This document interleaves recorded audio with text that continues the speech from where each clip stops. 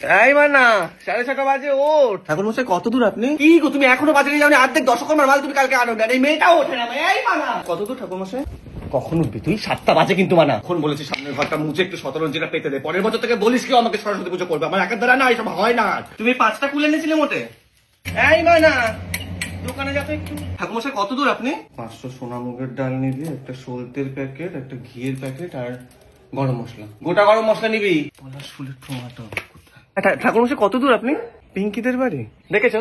এই পিঙ্কির মায়ের গলির মুখ থেকে ধরে নিয়ে গেছে ঠাকুর মশাইকে। এই দেখো ওই ফাটা দোয়াতে এনেছিল, তুমি দেখে আনো না কেন গো জিনিস? প্রসাদটা দিয়ে আয়। ওই বাটিটা মৌসুমী কাকিমাদের, ওটা ছোট বৌদিদের, আর ওই দিকে একটা পিঙ্কির মাকে দিবি। হ্যাঁ বাটি সব ফেরত আনবি। ঠাকুর মশাই এই দেখো তুমি খাবে, খেয়ে নাও না। খিচুড়ি বসিয়েছি কিন্তু আমি না খেয়ে যাবেন না। এই কোথায় বেড়েছিস তুই এখন? খিচুড়ি খাবি তারপর বেরোবি। মানা ঘোড়া কিন্তু ঘুচিয়ে দেবো আমি। ভেতরে ঢোক।